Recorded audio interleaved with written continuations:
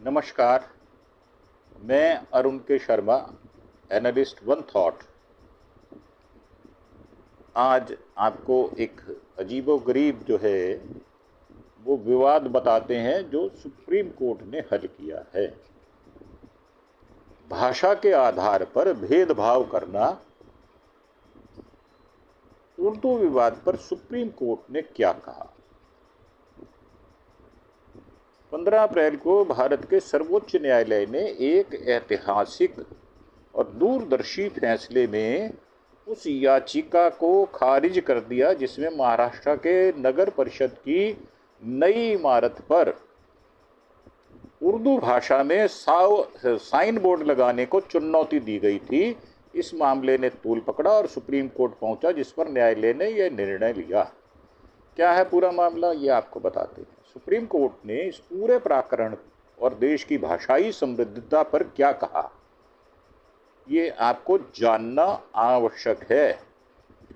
मामले की शुरुआत जो है वो 2020 में एक स्थानीय सभासद की साइन बोर्ड पर उर्दू लिखावट से हुई। दरअसल अकोला जिले के पंटूर नगर परिषद की पूर्व सभासद वर्षा ताई संजय वागले ने साइन बोर्ड पर उर्दू भाषा का विरोध किया और वर्षा ताई ने नगर परिषद में शिकायत की और साइन बोर्ड से इसे हटाने को कहा, लेकिन नगर परिषद ने ऐसा करने से मना कर दिया और कहा उर्दू यहाँ पर 1956 से चलती आ रही है और यहाँ के स्थानीय निवासी इसे आसानी से समझते हैं।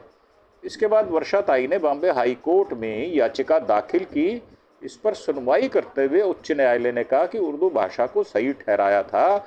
इसके बाद यह उर्दू विवाद सुप्रीम कोर्ट पहुंचता है, जहां उच्च न्यायालय ने हाई कोर्ट के फैसले को चुनौती देने वाली इस याचिका को खारिज करते हुए इस बात पर प्रकाश डाला कि भाषा समाज में विभाजन की रेखाएं नहीं खींचती, बल्कि यह लोगों को जोड़ने का माध्यम होती है।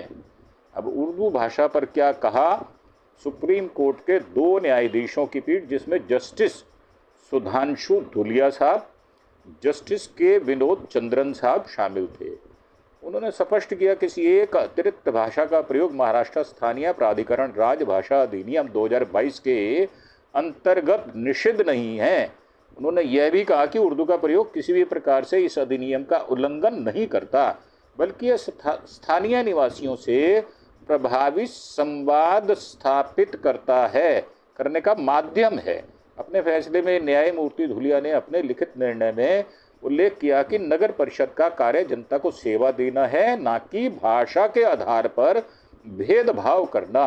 यदि किसी क्षेत्र में उर्दू भाषी लोग रहते हैं तो मराठी के साथ साथ उर्दू का उपयोग भी करना स्थानीय प्रशासन की जिम्मेदारी बनती है, ताकि सभी नागरिकों तक संदेश प्रभावी ढंग से पहुँचे। हिंदी और उर्दू का जो गहरा नाता है उस विषय में उन्होंने कहा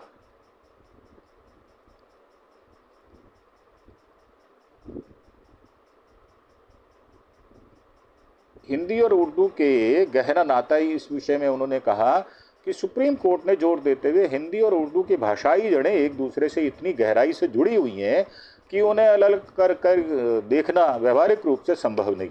न्यायालय ने कहा कि हिंदी में बिना उर्दू शब्दों के दैनिक बातचीत में कल्पना भी कठिन है। इतना ही नहीं, न्यायालय ने यह भी स्पष्ट किया कि हिंदी स्वयं फारसी भाषा के हिंदवी से निकला है, जो भाषाओं के आपसी आदान प्रदान की पुष्टि करता है। वहीं सुप्रीम कोर्ट ने अदालती कार्रवाई में उर्दू के योगदान पर भी टिप्पणी करते हुए कहा कि भारत की न्यायिक प्रणाली में भी उर्दू भाषा का गहरा प्रभाव है।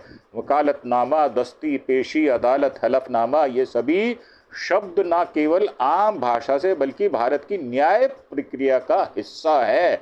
भले ही अनुच्छेद 348 के अनुसार उच्च न्यायालय और सुप्रीम कोर्ट की भाषा अंग्रेजी है, फिर भी उर्दू शब्दों का प्रयोग न्यायालय दस्तावेजों और प्रक्रिया में स्पष्ट रूप से होता है।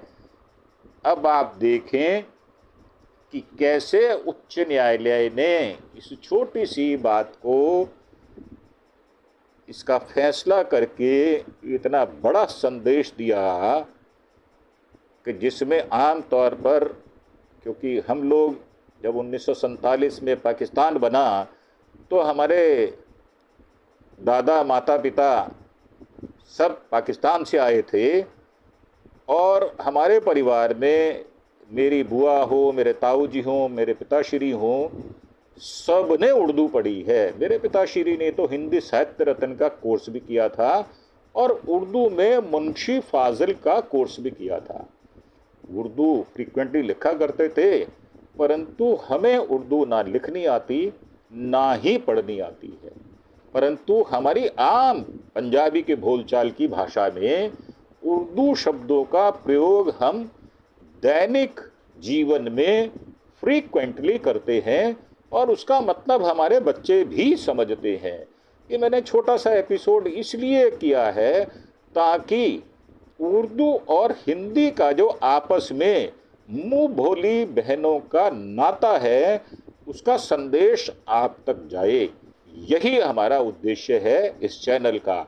हम आपको इस प्रकार की सूचनाएं देते हैं। आपसे कोई फंड की हम ना तो उम्मीद करते हैं ना डिमांड करते हैं, परंतु एक बात जो आपको निश्चित रूप से मैं बड़ी विनम्रता से कहना चाहूँगा वो ये कि आप हमारे चैनल को सब्सक्राइब अवश्य करें। अगर आपको हमारी बातें अच्छी लगती हैं और तथ्यपूर्वक हैं तो आप इसको लाइक और शेयर भी करें। इसके साथ ही आपसे विदा लेते हैं। धन्यवाद। Thank you. जय हिंद, जय भारत।